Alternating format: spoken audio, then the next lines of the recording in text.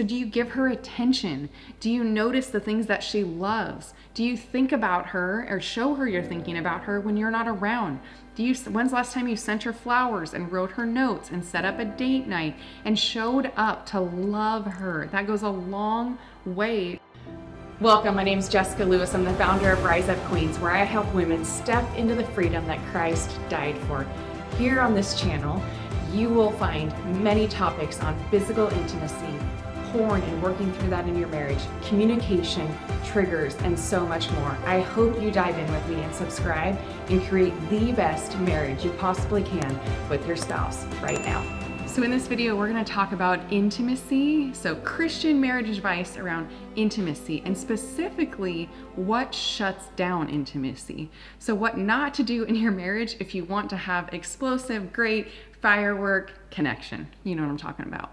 So there's 3 things for men that shut down intimacy and 3 things for women that shut down intimacy. So for women, being unseen, not understood, and feeling unsafe. I'm going to get into each of them. So unseen, not understood, unsafe. That shuts down intimacy. And for men, being criticized, feeling closed, and feeling controlled. So that, for men, shuts down intimacy.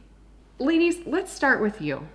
So how do you shut your man down? So criticized, closed, controlled. And so do you create an environment in your marriage where your husband can win? Or does he go to load the dishwasher and you go and rearrange it because he didn't do it your way? Are you constantly criticizing the way he does things? And maybe you wouldn't use the word I criticize him, right? But are you creating an environment where he can't do anything right? Long term, what that will do for you is you'll become resentful because he'll become apathetic. He'll say, you know what? I keep trying to show up and she's just never happy. I can never please her. And so why try?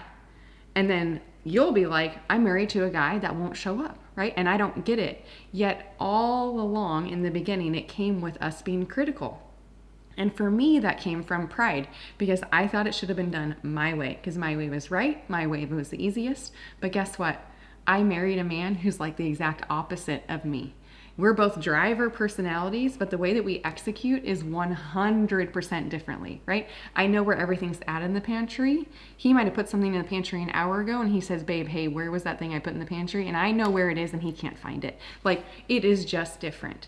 And so I can make him wrong for the ways that we are different, or I can just lean into it and do number 2, which is not be closed, right? So your husband knows what it's like to be when you're closed versus when you're open and playful and fun. And so I can make a complete joke about it or laugh about it or smile and giggle and tap his butt when I go get what he put in the pantry himself and couldn't find. Or I can be a bitch about it. I have the choice of whether I am closed or whether I am open.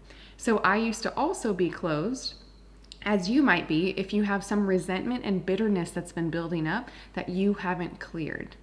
And so if that's the case, definitely check out Rise Up Queens because we work through that. But if that's the case, what are you doing in order to move through that? Because for you to hold on to resentment and bitterness, it takes energy. And that might be the way that you feel safe is by staying closed. But if you're married to a good man that's willing to take some steps forward, then could you get healing in some of these areas so you don't have to be closed? So we've talked about being criticizing, being closed, and then being kind of goes along the same lines of being controlling, right? Does it have to be your way? And so there's some ways that I can be controlling that might not be blatant control, right? So you know that you're controlling if you give your husband the look, right? So that, and it's the look that you give your kids of disapproval. Do you give your husband the look of disapproval often? Do you often explain, if you're with a group of friends, do you explain what he just said to control the narrative about what people think about him? Right? Do you have lots of opinions about his wardrobe? Do you dress him, right? Do you let him be his own independent person? So I want you to think, does he do things right around the house? Or when he's watching the kids, do you have to have them be watched your way? And if he's a man, like I have 2 boys, I am not throwing the kids on the couch and roughhousing and playing with them, right? And so when I was controlling, I'm a recovering controlling person and perfectionist. When I used to be controlling, like I used to make Skylar wrong for that. But he's a dad and he's a boy and a man. And so of course they're going to be throwing each other on the couches and doing that stuff, right? So do you let your husband be who he is? So you will shut down intimacy and connection in him, ladies, when you are criticized, when you're closed, and when you're controlling. So can you let him be him? Learn to go with the flow a little bit and be open and playful, right? Even children respond more to games and fun versus drill sergeant. Your husband does not want to be married or have intimate relations with his mother.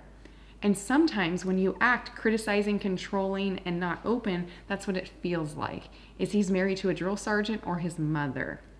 So I say that in all love because I used to be that, and I'm definitely moving past that. I know how to tap into my feminine, right? I know how to access the fun and the playful and ways to do that. So come to Rise Up Queens. I'd love to walk that journey with you. And so now husbands. So for you, what women need 3 things in order to want to be intimate or for you to not shut down intimacy. And so part of that is her feeling seen. And so I just did a video on communication. And so part of you seeing her is not resisting everything that she does. She's not going to do it like you, just like I told the ladies. Do you let her be her own independent person? And that means if she talks more than you, do you sit and listen to her patiently and allow her to express her emotions and be with her? Or do you want her to act like one of the guys and give bullet points, or one of your employees and give bullet points with what's going on with her? So do you give her attention? Do you notice the things that she loves? Do you think about her or show her you're thinking about her when you're not around? When's the last time you sent her flowers and wrote her notes and set up a date night and showed up to love her? That goes a long way from being seen. So understood, also, those 2 kind of go hand in hand, but understood, you'd have to give her your presence in order to understand her. So if you come home and you're on your phone all the time, she might not feel seen and understood because you're not even present with her. You're completely distracted all the time. And you might be in the same room with her, but that's not connection, right? Are you connecting with her at a deep, deep level? And are you making her feel safe, right? Can she bring stuff to you and you hold it and keep it? Like, are you not watching porn and breaking trust? Are you staying faithful to her? Are you sharing how committed you are to her and to her only? Or do you let your eyes wander when you're with her?